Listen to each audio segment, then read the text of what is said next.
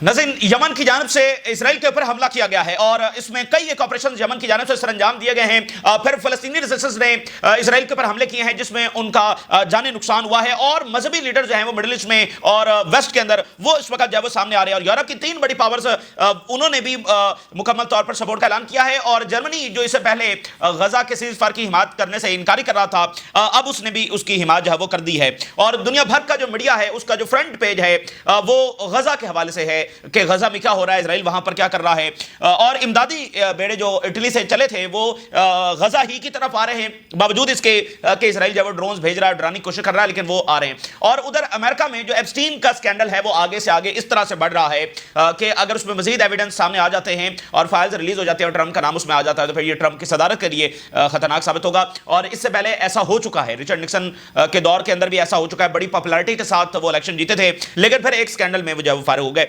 तो ये स्कैंडल जो है वो रुक नहीं रहा, बल्कि उसमें नई नई जहतें जो है वो सामने आ रही हैं। तो इसलिए इसके ऊपर काफी ज्यादा नजरें दुनिया की लगी हुई हैं।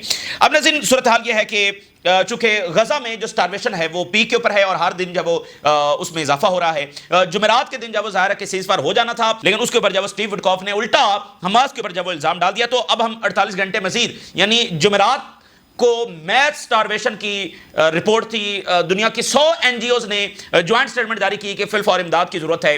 तो अब हम 48 घंटे मजीद आगे आ गए हैं, तो इसलिए वहां पर सूरत हाल बहुत ज्यादा गंभीर है। तो यमन की जानिब से हमले किए गए 4 उन्होंने ऑपरेशंस एक साथ जब वहां पर किए हैं, जिसमें हाइपरसोनिक मिसाइल जब उन्होंने इस्तेमाल किए हैं और इसमें पूरे इसराइल के अंदर सायरन्स और एक बार फिर मिलियंस ऑफ इसराइलीज को जब शेल्टर में जाना पड़ा है। और यमन ये कह रहा है कि उनके मिसाइल जाकर आगे टकराए हैं। यमनी armed forces 4 operation against vital Israeli targets और हाइपरसोनिक पैलेस्टाइन 2 मिसाइल इस्तेमाल हुए। Sensitive Israeli site beer Shiba में उसको निशाना बनाया गया है और इलात के अंदर जो उनकी स्ट्रेटेजिक साइट है, एशकलान के अंदर और हदेरा के अंदर, ये हाइफा के साथ इलाका है, यहां पर उन्होंने हिट किया है और इसके अंदर जो है वो ड्रोन्स भी इस्तेमाल किए हैं। और sirens triggered across southern West Bank and near dead सी, मतलब वो तमाम चुके एरियाज में हिट हुए हैं। तो वेस्ट बैंक में जो इनकी सेटलमेंट्स हैं वहां पर भी सायरन्स बजे हैं। तो यमन का ये हमला एक क्लियर सिग्नल है कि इजराइल ने जो रास्ता चुना है वो तो जंगों का रास्ता है, तो फिर जंगें जो है वो यहां पर चलती रहेंगी और अनटिल एंड अनलेस जब फिर इजराइल कोलैप्स होगा एक एंडलेस वॉर्स के नतीजे में।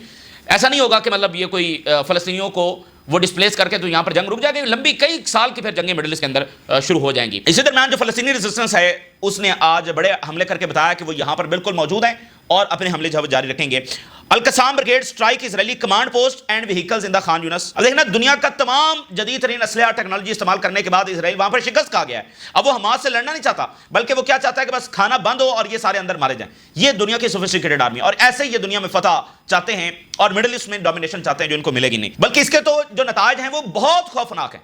और ये वो हैं नाज़रीन जिनका मामला सिर्फ जमीन वालों से नहीं है, जिनका मामला आसमान वालों से भी है, ठीक है ना। तो वहां से जो इसका हिसाब किताब आना है वो तो लिखा हुआ है कि वो आना है। जब जब ये दुनिया में इस सतह का जुल्म करेंगे तो उसका हिसाब किताब तो वहां से आना ही आना है। दुनिया वाले जो हैं, जमीन वाले, वो बेहिसी दिखाएं या जो भी करें, तो असल जो वहां से इनके खिलाफ आना है वो तो हर सूरत में आकर रहेगा, उसमें तो कोई दो राय है ही नहीं। तो इन्होंने अब देखना, इनके अल्ट्रा ऑर्थोडॉक्स जो हैं वो तो इसको मानते नहीं है कि हमें वापस यहां पर आना नहीं चाहिए था। तो बहरहाल एक ज़ानिज़्म के तहत वापस आए और फिर आकर इन्होंने कोई अमन की राह नहीं ली, बल्कि यहां के लोगों को सबजुगेट करना।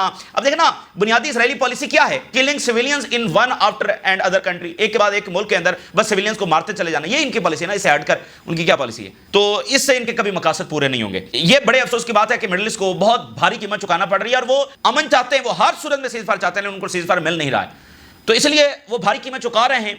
लेकिन जो ये चाहते हैं ये कभी पूरा नहीं कर सकेंगे। और ज़ायनिट ट्रूप कैरियर को जो है वो निशाना बनाया है और इसमें काफ़ी ज़्यादा इजरायली फौजी जब वो निशाना बने हैं।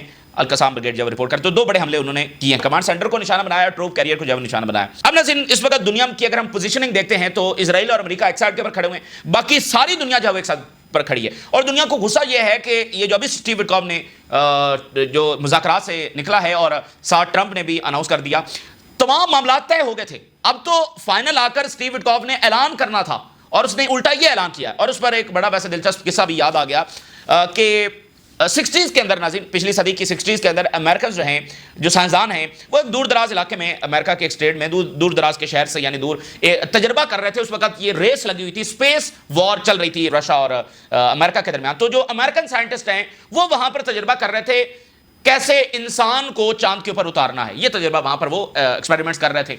तो वहां से एक नेटिव अमेरिकन भी कहीं मौजूद था نیٹو امریکنز وہ تھے جب یہ یہاں سے گئے ہیں تو جو وہاں پر رہنے والے لوگ تھے ان کو انہوں نے اسی طرح سے ختم کیا. تو وہاں پر کہیں ایک بوڑھا نیٹو امریکن بھی موجود تھا, اس کا سائنسدانوں سے ٹاکرا ہوا, اس نے پوچھا کہ تم کیا کر رہے ہو؟ تو انہوں نے کہا کہ ہم چاند کے اوپر جا رہے ہیں. اس نے کہا کہ اچھا وہاں پر ہماری مقدس روحیں رہتی ہیں تو ان کو بھی جا کر ہماری طرف سے یہ بات پہنچا دینا. تو انہوں نے کہا کہ ٹھیک ہے ہم پہنچا دیں گے, تو کیا بات ہے. تو اس نے اپنی لینگویج میں ان کو بتایا کہ یہ والا جملہ جو ہے وہ جا کر ان کو کہنا اپنی لینگویج میں. تو ان کو سمجھ نہیں آیا.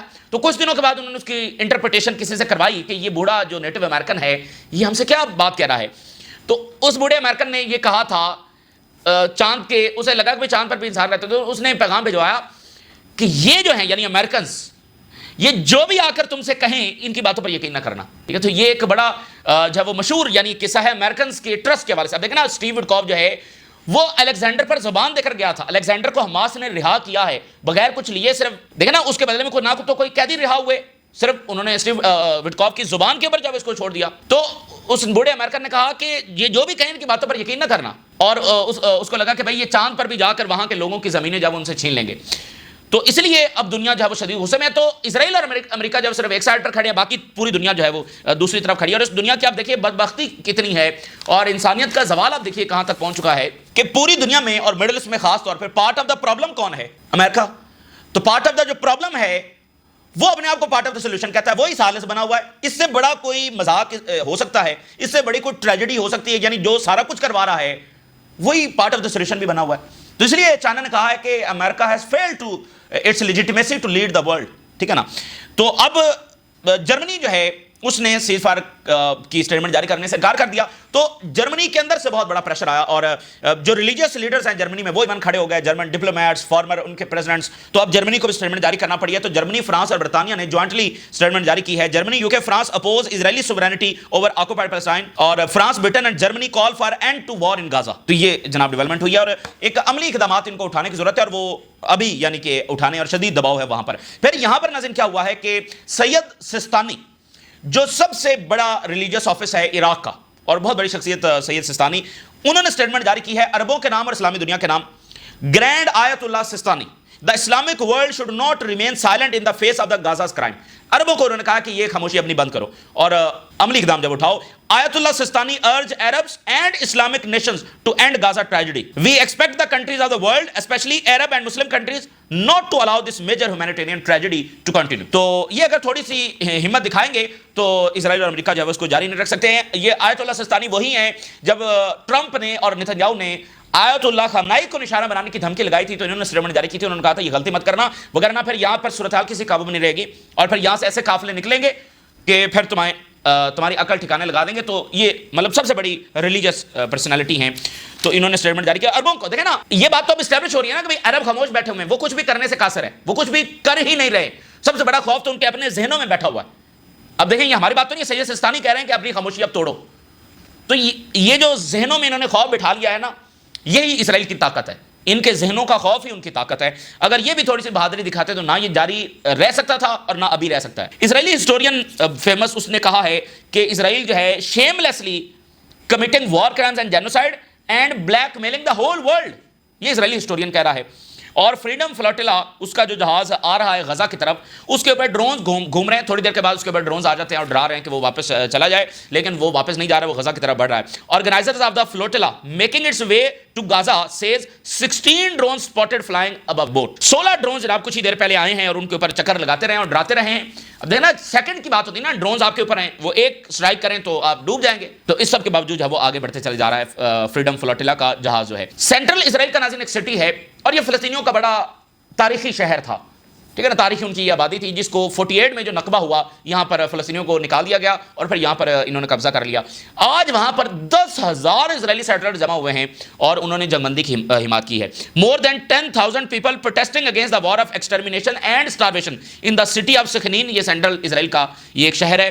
ان the occupied Palestinian territories in the 1948.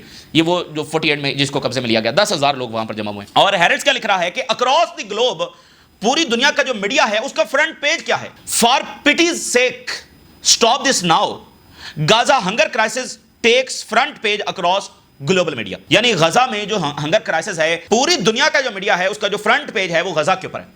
تو یہ جو اسرائیل کی خاص طور پر ویسٹ کے اندر جو سپورٹ تھی وہ مکمل طور پر ڈسٹرائے ہو چکی ہے.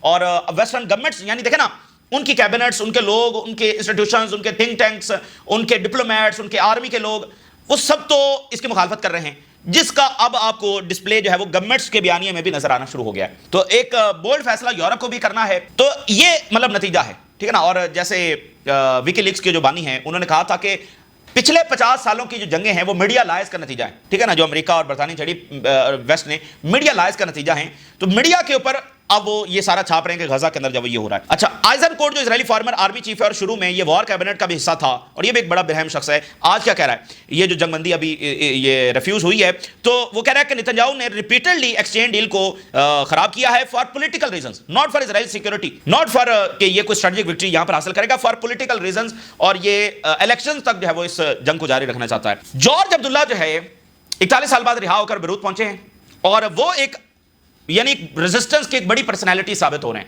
وہ موبلائزیشن کی اس وقت بات کر رہے ہیں 41 سال جیل میں گزارنے کے بعد، یعنی انہوں نے پورا جھنجھوڑا ہے آ کر سب کو. تو بیروت پر ایئرپورٹ پر وہ اترے تو انہوں نے خطاب کیا. 2 ہیڈلائنز میں آپ کے سامنے رکھتا ہوں. With resistance road home is never lost. George Abdullah from Beirut. Resistance جب تک ہے تو road to home is never lost, ٹھیک ہے نا.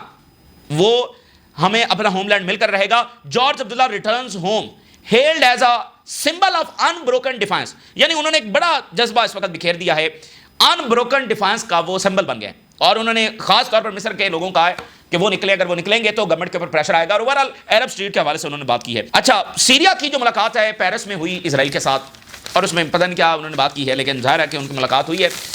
لیکن سیریا میں معاملات سیٹل نہیں ہو رہے ہیں. اور جب ہم یہ دیکھ رہے ہیں کہ غزہ میں سیز فائر نہیں ہو رہا ہے اور پھر ایران جنگ کا خطرہ ہے اور آگے مزید جنگیں چلنے والی ہیں، تو سیریا اس میں سٹیبل نہیں ہے.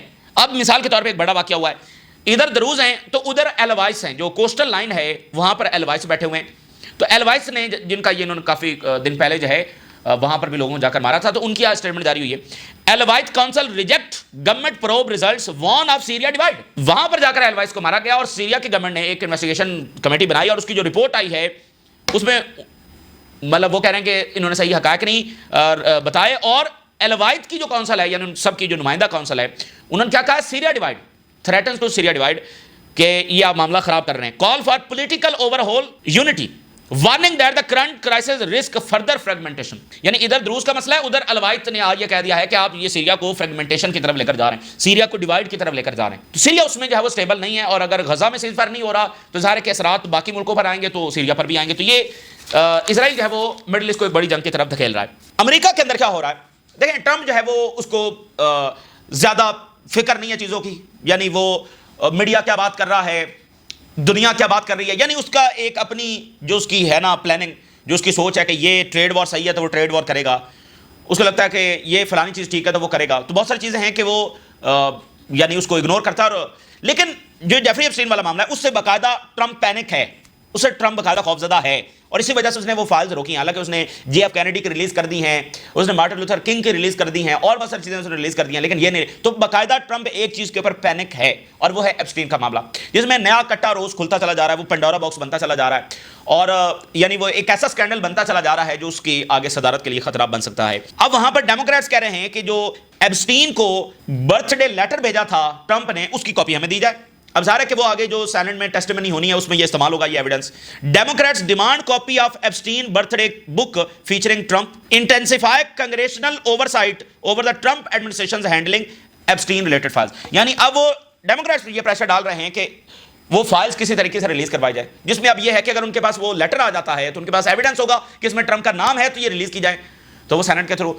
تو اب یہ پتہ چلا ہے کہ جیفری ایپسٹین کے پاس ایک بک تھی جس میں جو بھی اس کو لیٹر بھیجتا تھا برتھ ڈے کا وہ اس میں رکھتا تھا. اس میں ٹرمپ کا بھی ہے اور اس میں بل کلنٹن کا بھی لیٹر ملا ہے، اور اس میں یہ بھی ہے کہ اس میں بش کا بھی نام ہو سکتا ہے، اوباما، بائیڈن، ان سب کا بھی نام ہو سکتا ہے، ٹھیک ہے نا.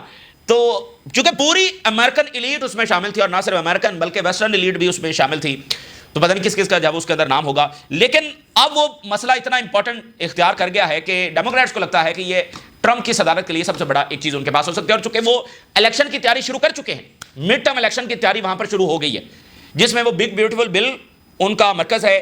پھر جنگیں دوبارہ سے، کیونکہ ٹرمپ نے وعدہ کیا تھا، جنگیں تو بڑھتی چلی جا رہی ہیں اور مزید آگے بڑھیں گی، ٹھیک ہے. اور غزہ کے اوپر بھی انہوں نے بات کرنا شروع کر دینی آنے والے دنوں میں، ٹھیک ہے. اور اوپر سے یہ ایپسٹین والا معاملہ. تو اور پھر ٹرمپ نے اوباما کو کہا ہے کہ یہ جو ویڈیو ڈالی ہے کہ یہ گرفتار ہوگا اور جیل میں جائے گا، تو وہ ایک الگ سا کرائسس جب وہاں پر شروع ہو گیا۔ آخر میں یورپی یونین کے اوپر شدید پریشر ہے کہ وہ باتوں سے نکل کر اب عملی اقدام اٹھائے۔ اور ذرا کچھ ہیڈ لائنز میں آپ کے سامنے رکھتا ہوں۔ EU too little too late on Gaza says NGOs۔ too little and too late، ابھی ایک تو بہت دیر کر دیا لیکن جو اقدام اٹھائے ہیں وہ بھی ٹو لٹل ہیں۔ انٹینسیفائنگ ہو رہا ہے کرٹیسزم یورپی یونین کے فیلئر کے اوپر کہ وہ کوئی میننگ فل ایکشن نہیں لے رہا over the ongoing humanitarian catastrophe in the Gaza Strip, کوئی میننگ فل اس نے اسٹیپ نہیں لیا جو اسرائیل کو روک سکے۔ As Palestinian continue to suffer under Israel's blockade, expert says European Union plea for aid are ineffective without sanctions. تو یورپ جو روزانہ اسٹیٹمنٹ جاری کر رہا ہے کہ ایڈ داخل کی جائے، جنگ بندی کی جائے، تو این جی او جو ہیں اور باقی جو ڈفرینٹ آرگنائزیشنز ہیں وہ اس کو کنڈیم کر رہی ہیں کہ سینکشنز کے بغیر یہ جو مختلف منت سماجت اسرائیل سے کی جا رہی ہے، اپیلز اسرائیل سے کی جا رہی ہیں، یہ ان افیکٹو ہیں، اس سے نہ امداد داخل ہوگی اور نہ کوئی جنگ بندی ہوگی۔ اس لیے یورپ صرف ایک فیس اس کا کرنے کے لیے، یعنی کہ کور کرنے کے لیے، tweets do not feed people, tweet کر دینے سے لوگوں کا پیٹ نہیں بھر جائے گا۔ Statements does not open aid crossings, statement جاری کرنے سے جو ایڈ کراسنگز اسرائیل نے بند کی ہوئی ہیں وہ کھلیں گی نہیں۔ European Union approach is baffling accusing European Union leaders of relying on hollow social media post instead of applying real pressure on Israel. تو یورپی یونین کے جو لیڈرز ہیں وہ ریلائی کر رہے ہیں صرف سوشل میڈیا کی پوسٹ کے اوپر، اور اس میں وہ کہہ دیتے ہیں کہ امیڈیٹ سیز فائر ہونا چاہیے، بڑا تکلیف کی بات ہے، بڑا ان ایکسیپٹیبل ہے، اس کو ڈیفینڈ نہیں کیا جا سکتا۔ تو ہالو سوشل میڈیا پوسٹ ہیں اور اس میں پھر جو عوامی دباؤ اس کو کور اپ کرنے کے لیے دیکھیں ہم تو سیز فائر کی بات کر رہے ہیں، لیکن اصل بات یہ ہے کہ یورپی یونین جب تک سینکشن نہیں لگائے گا، اور یورپی یونین کو سب سے بڑا خطرہ یہ ہے کہ اگر وہ لگائیں گے تو پھر امریکہ اس سے ناراض ہو جائے گا، تو اس پر جو ہے وہ یورپ کو ایک بولڈ فیصلہ جو ہے وہ کرنا ہے، ٹھیک ہے نا۔ اور اس کے اوپر ہم اگلی ویڈیو میں بات بھی کریں گے کہ یورپ کو کیوں یہ بولڈ فیصلہ کرنا ہے، اور ہر صورت میں یہ کرنا پڑے گا، ٹھیک ہے نا۔ اور ٹو فرنٹ ان کی ٹریڈ وار بھی ہے، اور ان کی ٹو فرنٹ یہ آرمڈ کانفلکٹ بھی ہے، یوکرین کا مسئلہ بھی حل نہیں ہو رہا ہے بلکہ وہ خراب سے خراب ہی ہوتا چلا جا رہا ہے، اور ادھر مڈل ایسٹ کی یہ جو جارحیت ہے اس سے ریفیوجیز کا ایک طوفان ان کی طرف آنے والا ہے۔ تو یورپی یونین کو یہ فیصلہ کرنا ہے، فی الحال وہ کوئی بھی عملی اقدام اٹھانے سے قاصر ہیں، اور وہاں پر کیونکہ اسرائیلی لابی بھی ہے، اور پھر یورپ اس میں ہے کہ بھائی کیا وہ وقت آ گیا ہے کہ ہم گریٹر اسرائیل پروجیکٹ کو ابنڈن کر دیں اور واقعتاً فلسطینی ریاست کی طرف بڑھیں، یا اسرائیل کے اوپر کوئی ریئل سینکشن لگائیں۔ مطلب یورپی اقدامات کا مطلب ہوگا کہ گریٹر اسرائیل پروجیکٹ کو وہ ابنڈن کر رہے ہیں، تو اس لیے بھی وہ وہاں پر سوچ رہے ہیں کہ اچھا اب واقعتاً کیا وہ وقت آ گیا ہے۔ تو یہ اس وقت کی صورتحال ہے جو آپ کے ساتھ شیئر کیا، آپ نے راز روگا کریں، اجازت دیجیے، اللہ حافظ۔